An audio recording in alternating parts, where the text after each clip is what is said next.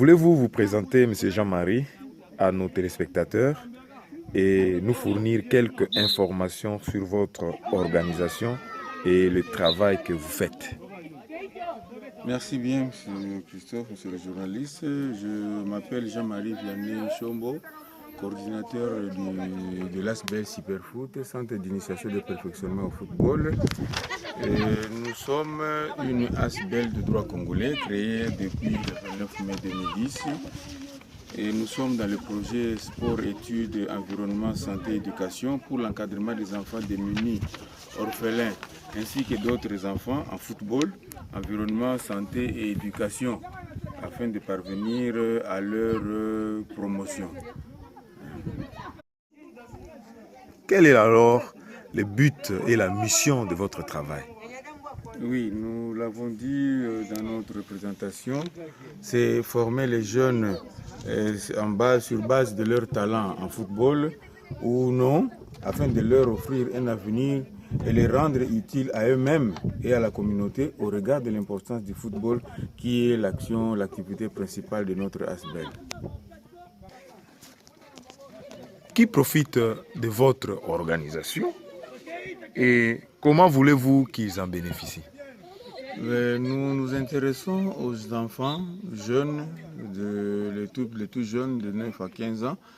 Et nous désirons, filles et garçons, nous désirons que tous puissent apprendre le football et une discipline de vie. Et nous tenons à ce qu'ils deviennent de plus en plus meilleurs pour qu'ils puissent être utiles à la communauté, utiles à la nation. Dans votre organisation, qui travaille pour l'organisation et qui font les bénévolats? Nous sommes une organisation qui compte 12 membres fondateurs de l'organisation et qui sont volontaires, tous sont volontaires, mais parmi eux, il y a 3 de formateurs techniques qui bénéficient d'une petite motivation jusque-là. Est-ce qu'on peut savoir quels sont les jours de vos activités? Oui, nos jours d'activité, nous travaillons presque toute la semaine, mais pour les activités de foot avec les entraînements des enfants, ce sont les jours impairs. Donc juste après les cours, les enfants se reposent, ils mangent et puis au retour, vers 14-15 heures, ils reviennent sur le terrain de football le lundi, le mercredi, le vendredi. Et les jours pairs qui permettent aux encadreurs de se préparer pour qu'ils puissent donner des séances convenables, des séances utiles pour les enfants. Voilà. Quelle place importante prend les jeux, le plaisir et le sport dans ce que vous faites?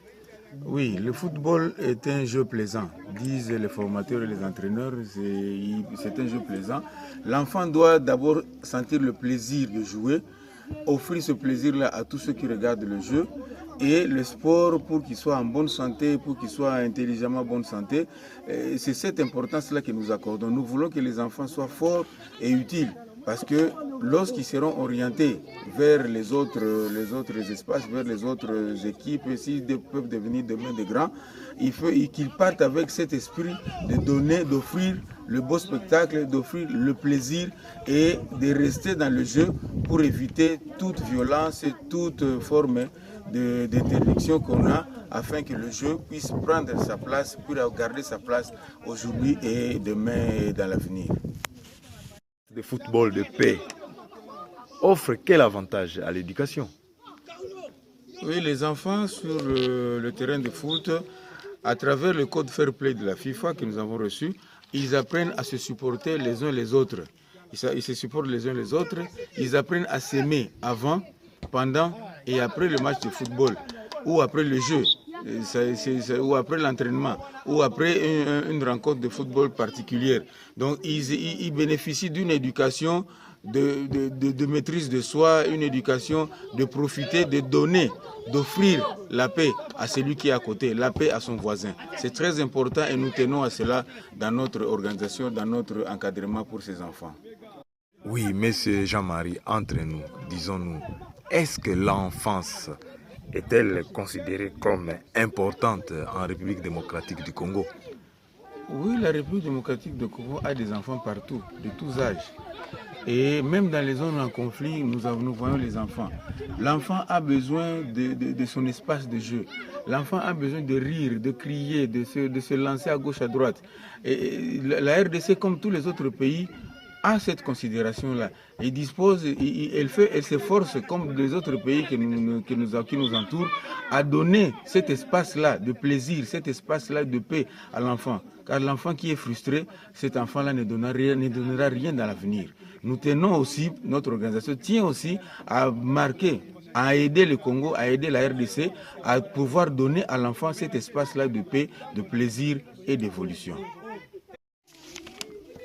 Pensez-vous que la paix installée pourra-t-elle fournir aux enfants et aux adultes une raison de promouvoir la paix à travers le jeu? Oui, dès que les enfants jouent, dès que nous lançons les enfants sur le terrain de football, nous voyons aussi que les adultes s'intéressent, ils viennent voir. C'est-à-dire que les adultes aussi prennent plaisir. Ils prennent plaisir à voir les enfants bien jouer.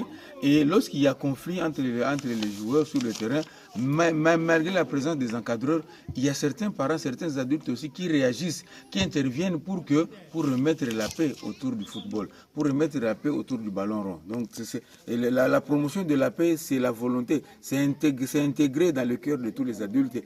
Et les enfants eux-mêmes, en montant, en se promouvant, et s'intéressent beaucoup à la paix. Et cette paix-là est à garder et à distribuer et à offrir à tout celui qui vient. Donc les adultes et les enfants tiennent à ce que la paix règne éternellement sur un terrain de football. Même si c'est un jeu de contact, il faut apprendre à se comprendre, il faut apprendre à se serrer la main et à faire la paix une fois pour toutes.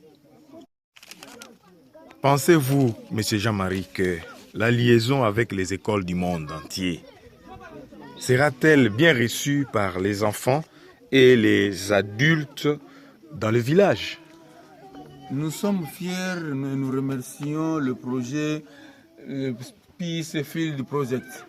Nous tenons à les remercier et nous leur disons notre espoir de voir que cette liaison avec notre village se concrétiser. Ce jumelage apportera beaucoup pour le village. Nous sommes dans un village qui ne se connaît pas. Nous sommes dans un village qui ne se découvre pas encore. Mais petit à petit, avec notre présence, si nous sommes aidés, si nous sommes soutenus par cette grande organisation, nous pensons que ça apportera beaucoup. Et nous insistons pour qu'ils viennent nous aider avec ce jumelage-là, promouvoir ce village, promouvoir ces enfants, promouvoir tous ceux qui seront appelés à se joindre à nous dans notre projet sport, études, environnement, etc., pour que nous puissions transformer ce village, transformer ces enfants et offrir de bons hommes, de bonnes femmes à la nation et au monde. Je vous remercie. Merci.